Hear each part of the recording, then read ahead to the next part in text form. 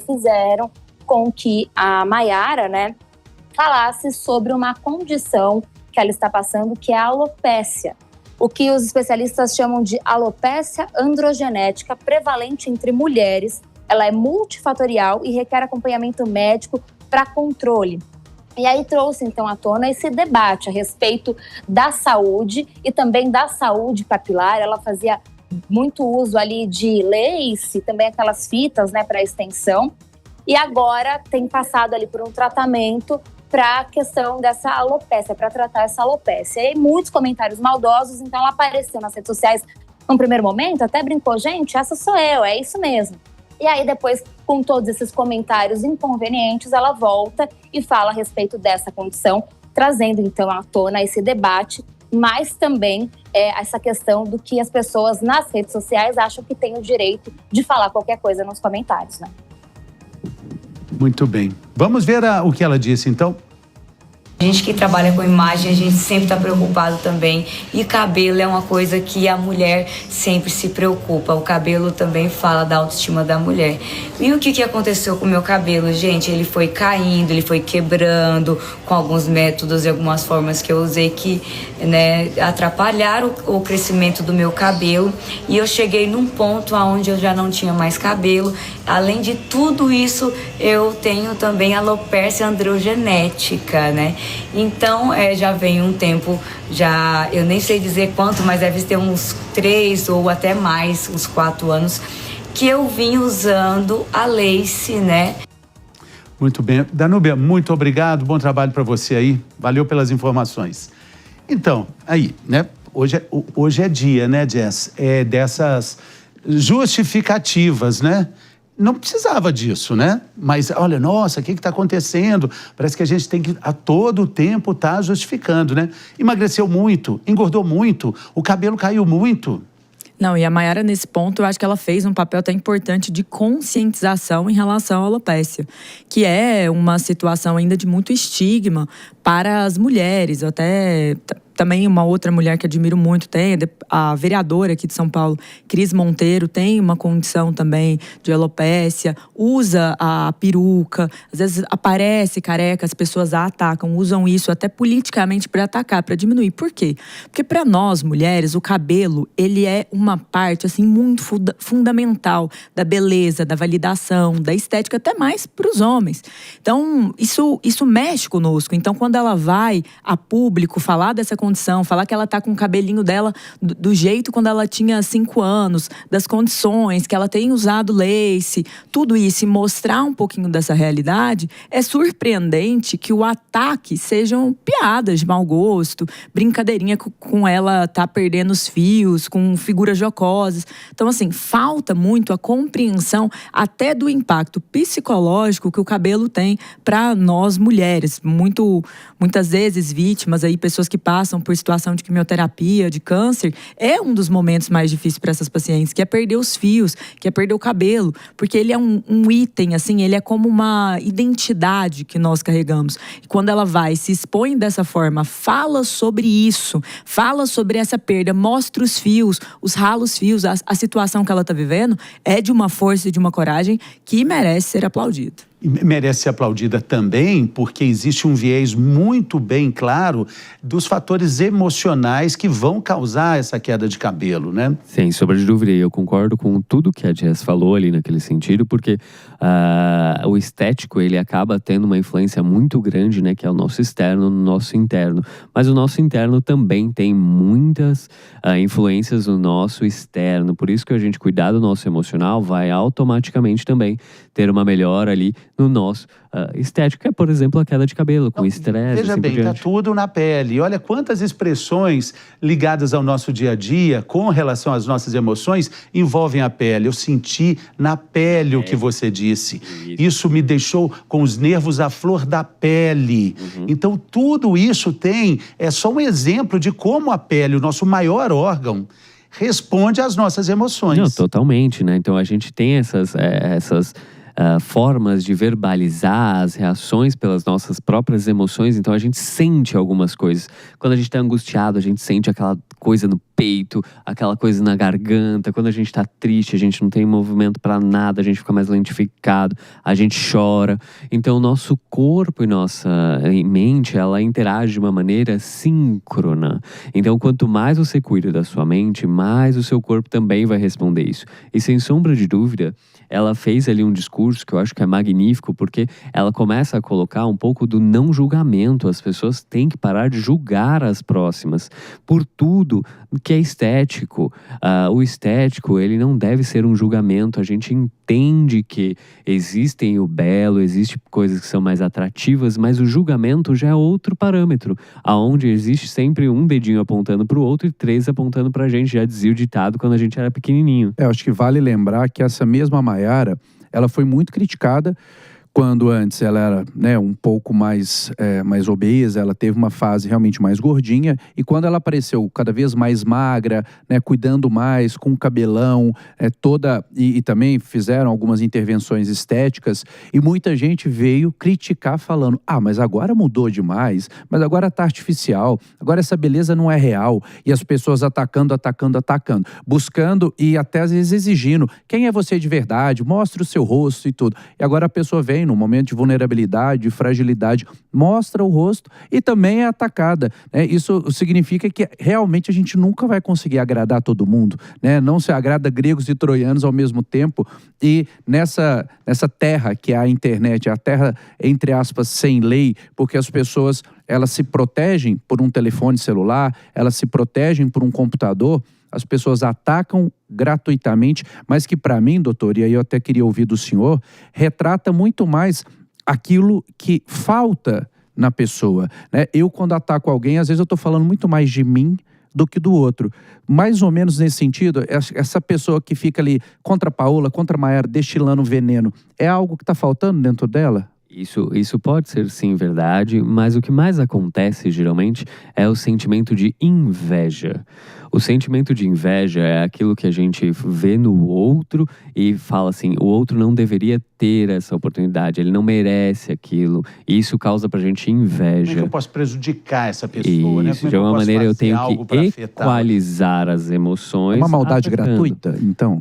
Não necessariamente o fato é só fazer uma maldade, mas sim fazer uma equalização emocional pra mim.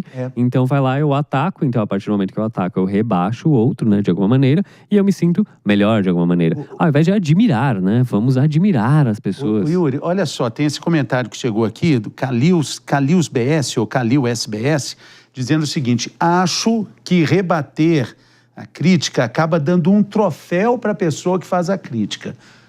Aí eu queria completar. Quando a Maiara grava esse vídeo, o que passou antes dela pensar, será que eu falo? Será que eu não falo? Quando a Paula Oliveira faz aquele depoimento, será que eu escrevo? Será que eu respondo? Eu não respondo? Passou um filme enorme na cabeça das duas antes de tomar essa decisão. Você pode ter certeza. Uma trovoada mental. Sim, porque não é fácil você ouvir certas críticas e não responder. O ideal é, obviamente, a gente não responder, porque são ali movimentos da internet, assim por diante, pessoas que querem provocação, pessoas que querem muitas vezes fama em cima daquilo, tal, e acabam provocando de uma certa forma ali. Não é uma crítica contundente, não é uma ajuda, não é um contato ali de alguém que fala assim, cara, eu tô preocupado contigo, o que está acontecendo com você?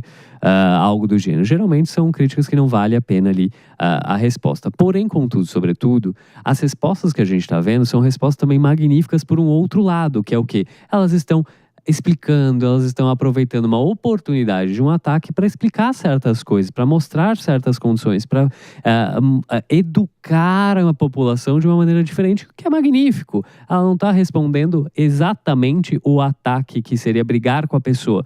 Ela está aproveitando o tema e explicando socialmente aquilo. Mas sabe que eu acho que existe uma questão de constrangimento importante nessas respostas? Claro que tem. Sem sombra de dúvida tem. Bom, nesse momento a gente está encerrando para a rádio. Muito obrigado pela companhia, para a Rede de Rádio. Amanhã a gente está de volta, pessoal. Continuamos na internet e na TV, Jess. Por que constrangimento? Que constrangimento. Eu olho pra pessoa que tá lá fazendo uma gracinha, falando uma frase, querendo constranger alguém. Você vai lá, essas pessoas são famosas, pega, marca a empresa onde trabalha, deixa as pessoas saberem o tipo de comentário que esse tipo de gente faz nas redes sociais, atacando os outros. E eu vou até além, no seu dia a dia tem como você fazer isso. Tem alguém criticando, falando, por exemplo, aquela pessoa tá gorda, né? Ele falou também, tô te achando meio gordinho, né? Tá valendo fechar a boca. Tem que constranger. Porque a forma, às vezes, de educar é o constrangimento. A esposa, a Bruna Biancardi, esposa do Neymar, com algumas críticas que ela sofreu, ela pegou e começou a mostrar as críticas dos ataques à filha dela. A mesma coisa com o VTube, várias celebridades que fazem isso. Então, eu acho que tem que ter um constrangimento que é jogar o holofote. Porque a pessoa vai lá, comenta e pensa que nunca será notada. O dia como é notada, desativa Instagram, vai atrás de outra... Já fiz isso. A pessoa fica com medo. Você começa a comentar no LinkedIn, constrange. Educação também é constrangimento. O stalker reverso, né? Eu faço stalker. Eu vou lá stalkear. E é interessante, né? Porque a Paola também, ela foi pioneira num movimento que é de tirar os filtros. É muito comum, todo mundo sabe, você vai lá fazer um story, você vai lá fazer um post na rede social, você muitas vezes coloca um filtro. E a Paola é uma musa, né, da TV, e ela foi praticamente a primeira a falar, vou parar de usar filtro, vou aparecer natural. E tomou paulada de tudo quanto é lado. Que as pessoas falavam, então você não é tão bonita. Gente, claro que a pessoa é bonita, mas é óbvio, né, que o filtro, ele ajuda a pele, às vezes, a parecer um pouquinho melhor, às vezes muda, né, algum detalhe no corpo da pessoa que é suficiente para as pessoas atacarem. Então, eu acho que a Mayara, a Paola, as duas, nesse momento, como muito bem adiantado pelo doutor, elas trazem à tona um debate que é necessário. Por quê? Porque senão a gente realmente vira escravo da imagem. Você não pode sair na rua natural, sem arrumar o cabelo, sem estar muito bem vestido. Vai que alguém tira uma foto. Aí acabou a vida do famoso. Então, acho muito legal elas puxarem esse movimento e traz um debate necessário, né?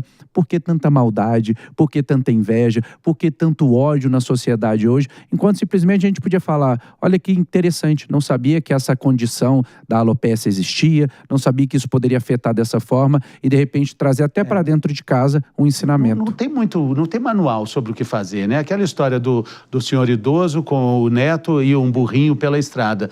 Ele coloca o neto no burrinho e sai andando. Ele fala, mas que isso? O idoso puxando o menino no burrinho, é melhor ir o idoso no burrinho. Eles fazem isso. Aí depois, nossa, o menino carregando o idoso, por que o animal não pode carregar os dois? Aí vão os dois. Fala, nossa, mas tanto esforço para um animal... Eu sei que termina a história com os dois carregando o burrinho pela estrada, porque não tinham mais o que fazer para agradar as pessoas. Isso é verdade. Até um detalhe bem legal, teve uma menina que criou uma startup, que eu gostei muito da ideia dela, que era uma startup para impedir um pouco os ataques por meio das redes sociais, por meio do WhatsApp e tudo mais. E a startup era muito simples, a partir do momento que a pessoa escreveu alguma coisa agressiva, aparecia um pop-upzinho assim, você tem certeza que você quer escrever isso daqui? Trazendo uma coisa... filtro de agressividade. Isso é muito legal, porque a gente traz ali para a pessoa o racional. Porque o ataque, ele é emocional. Então, quando você traz o racional, a pessoa, opa, peraí, talvez eu não queira fazer isso daqui. Não, e tem muita gente que gosta de chamar de corrupto, xingar, difamar pessoas na internet, em grupos de WhatsApp, e ignora que tem outra boa medida para isso. O nosso sistema legal, né? Isso também tem que ter consequências jurídicas, multas, processos. A hora que o oficial de justiça bate na porta, aí quem gosta de fazer graça fica com medinho, né?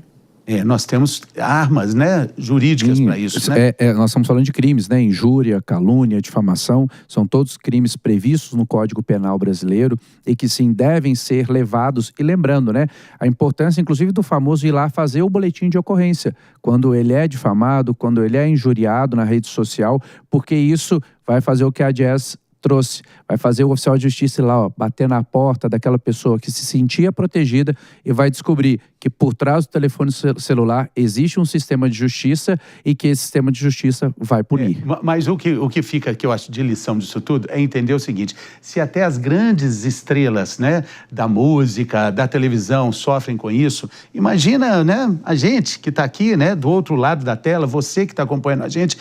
A dica é, seja você, procure ser quem você é, porque esse é o melhor caminho. E não tem ninguém no mundo igual a você. Se você for igual a você, você vai se tornar uma pessoa imbatível. Não.